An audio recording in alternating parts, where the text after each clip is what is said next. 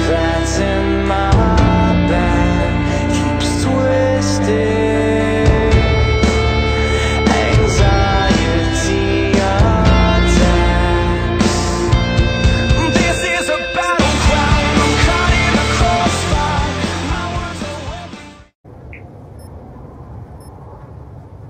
Clear the objective. Hey guys, it's Pride here, and we're back for another World of Masters Division, and I actually have Josh here. He's back for some more commentaries with us. We are back playing our second game on SND for Express. Say hi, Josh. What is up, guys?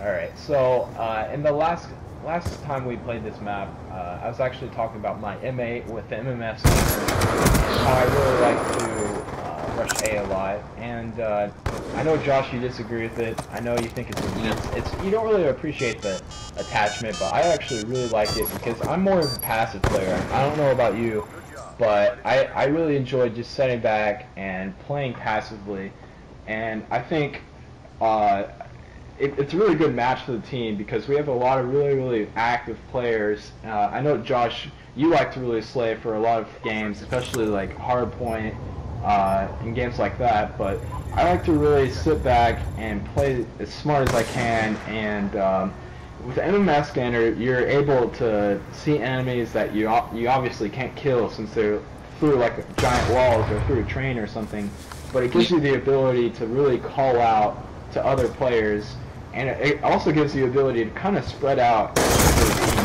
and get a lot more. I got wrecked right there. I'm awful. But it gives you the ability to go for a lot more map control. And who do you think is a really good player to spectate for this? I don't know. I think we did pretty good all around. I think Valko did pretty good in the beginning. Yeah. He's clutched a couple games up in the end. Yeah, I'm gonna spectate Valko here. He picks up a really big kill here on Pedro 3XX. That name though. I think some really weird names. He sees them in the train, calls them out, and our teammates are gonna go pick up that kill. Time picks that kill up for the final kill, and right now we're just deciding on who's closest to streaks, and we're letting Josh go for streaks. He's flawless right now. And he's gonna get that defuse. I don't know what the heck that was doing. Enjoying the picture. Yeah. Yeah, so I actually said in the last game that we got put into Platinum 30. I'm actually wrong. I lied to you. We actually got put into Gold 30. And after that first game after our placement matches, we did get put into Platinum 30. So I was wrong. I'm sorry. But You lied to us. I lied to you. But I'm actually going to spectate Turnip right now. He's got the sniper out. What are you doing here? What's going through your head? I'm trying to get some map control here. I'm trying to like clear the area, you could say, for the bomb to go down. I'm trying to see if anyone's like around the back, sniping it out, maybe camping a bit. Just trying to get some map control for like the whole spawn. And I think we might even be rotating over here, trying to make it smart. See, this is a really good play, is when you go and everybody rushes, you get that terrible hit marker to I know. the wall. But when everyone rushes a bomb, the enemy team immediately knows that you're going to be putting the bomb down. So a good play sometimes is to just go and rotate over to the next bomb and do something they're not really expecting. I was about to say expectating. It's not really a word. But yeah, Turnip, you've got your MP7 out this game. What are you gonna do this round? I'm gonna rush mid. I'm gonna get some of that map control all over again. I'm gonna try and like watch if any of them are rushing. See when I get sniped from 2 points. Yeah, they were just hard scoping you. Yeah, I got hard scoped by 2 people at the same time. I think it was just Catwalk, I believe, when I got sniped from that. I believe it was Catwalk. You really couldn't do very much in that situation. But what you did do correctly is, if I remember correctly, is you called them out, and we knew exactly where they were. And snipers have a real disability in the fact that they really aren't going to be able to turn on. If we flank them from behind like we do now, it gives us the ability to just go and get those easy kills. So even if you did sacrifice and die we were able to really put that bomb down, or try to go for those kills. I know Time was kind of left on his own in a 1v2 situation, which was really less than unfortunate, because they got the bomb down and they're actually able to pick that kill up. Especially with that TAC 45. Yeah, I know. In close quarters, the TAC 45, if you guys didn't know, it's actually a 2-shot kill, and if you actually get a headshot, it's a 1-shot kill. It's So, pretty OP. It really is. They capped the cap 40 and the B23R. They kept like making those weaker, but they really never balanced out the others. I know the 5.7's not that OP, but the TAC 45, I don't know. I think Von Hart could have done a little bit better in the weapons that he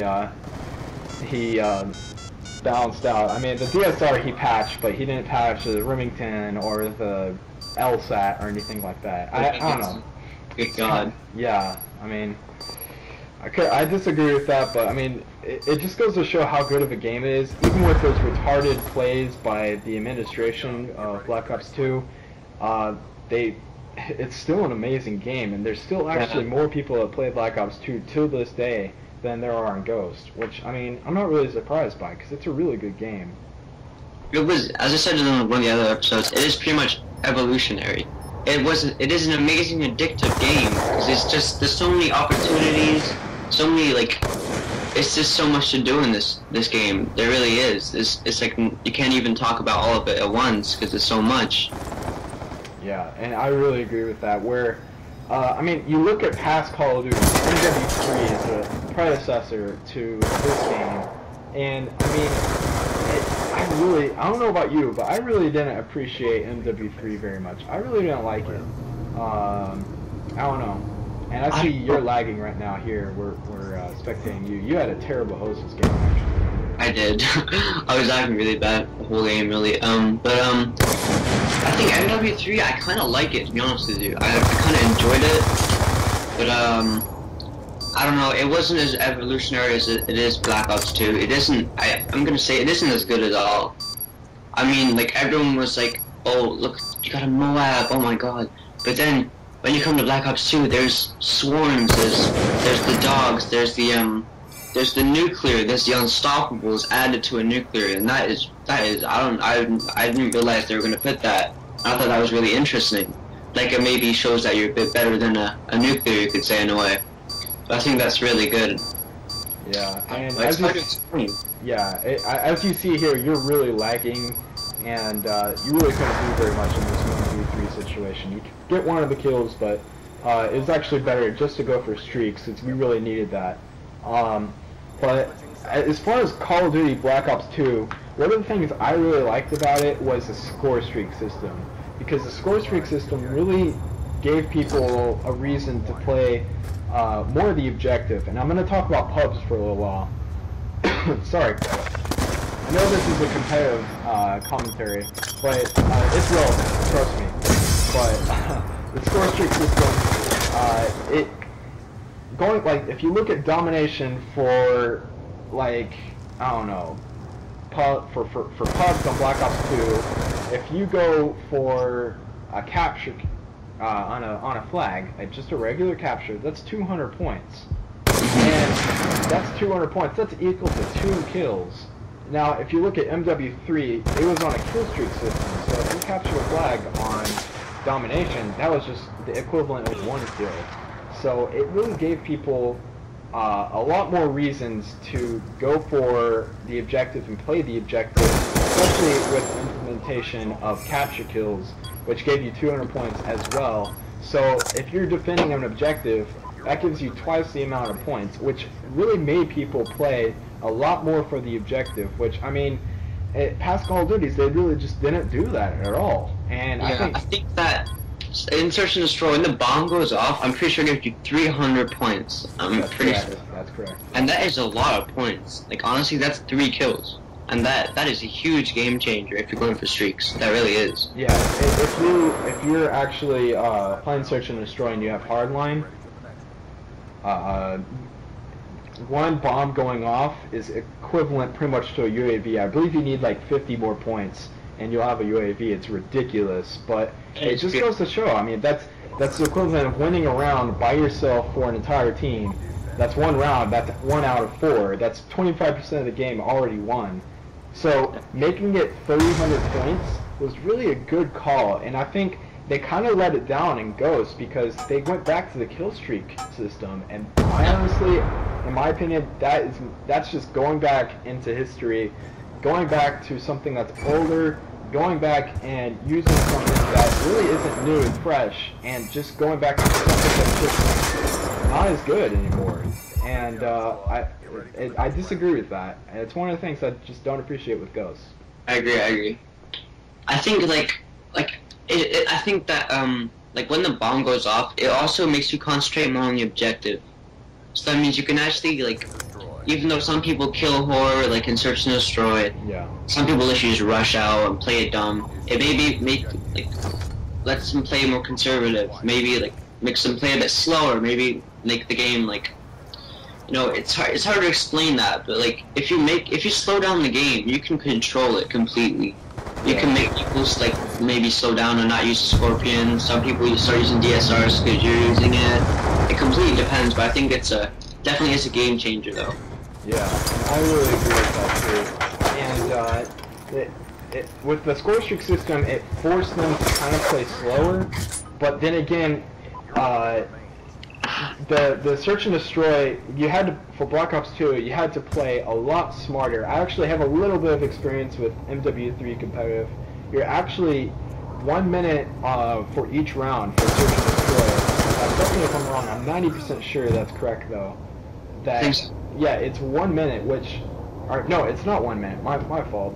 It's actually 2.5 minutes. I just looked it up right now, and it's 2 minutes. So 2 minutes versus the 1.5 minutes for Black Ops 2, it really seemed like watching MW3 live streams for competitive Call of Duty. It seems really slow paced and really kind of campy almost. And it really with the slow paced game style that Search and Destroy had for Black Ops 2, and then adding in the 1.5 minute game rounds, it really made competitive Call of Duty for Black Ops 2 just that much better, and I really enjoyed it. I think a lot of people did.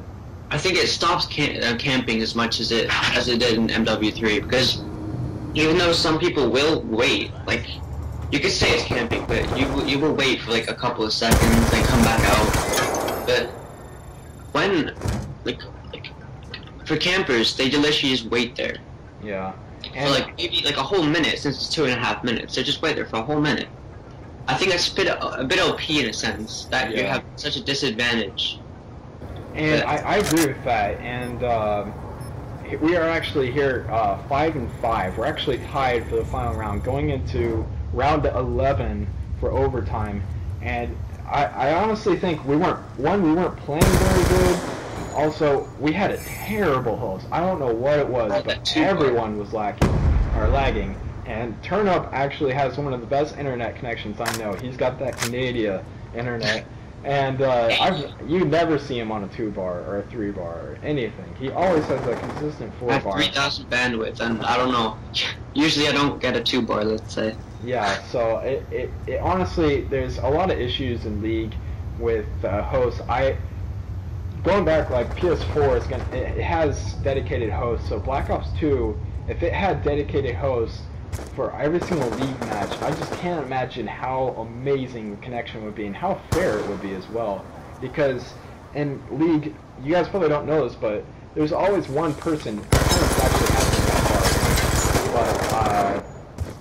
But everybody, whenever somebody plays League, there's always one person that has host, and that gives them an amazing advantage, and it gives everyone else a disadvantage. So dedicated hosts are amazing, and that's why competitive Call of Duty is always for big tournaments, they're always on LAN, because that means that there's a neutral host and everything is absolutely perfect. Yeah, I think that's a really good decision made by the actual hosters of people who host those events. It's definitely, I think it's a very smart idea. Yeah, it really is. And we actually finally finished up this game. I know it's like an 11-minute game. It's a really long game. but I'm actually going to bring in, I think our next game is actually we get DDoSed. We lose this win streak. Yeah. So I'm going to add it in to the end just so you guys can see us start getting DDoSed, that we're not just not bringing it in. But I'll see you guys in a little bit. See you guys. Hey guys, it's Pride, and this is the next episode. It actually is, as I said before, of us getting DDoS. If you don't know what DDoS means, it's when someone on the other team takes your IP addresses and overrides your router to the point that you get kicked offline. There's better explanations of it if you are interested in learning more about that. It's just DDoS. You can probably Google search for it and get a better explanation. But I'm just going to fast forward this part because obviously you guys probably can watch a 30-minute episode of just us getting DDoS. But I'm actually really proud of the team. I was actually the first one to get DDoS and get kicked offline. And then Turnup was actually next, Josh was, and they were playing 2v4, and they actually still were hanging in there for a good part of the game, and still managing to hold the lead in a 2v4 situation, which is extremely difficult to do in that map, game mode. But it did eventually end to us losing the game, and it ended our win streak, which is kind of discouraging, but it was expected. I knew we were eventually going to get DDoS because it's people are really it's full of people that do that on League. So yeah, I hope you guys do enjoy. I want to apologize right now. The audio quality for this past episodes haven't been very great as far as the commentary. It's going to be changed, however. These next episodes coming up will be recorded live. They will be live commentaries. They will be live recordings, so you'll be able to hear all the call-outs and reactions specific to that exact gameplay.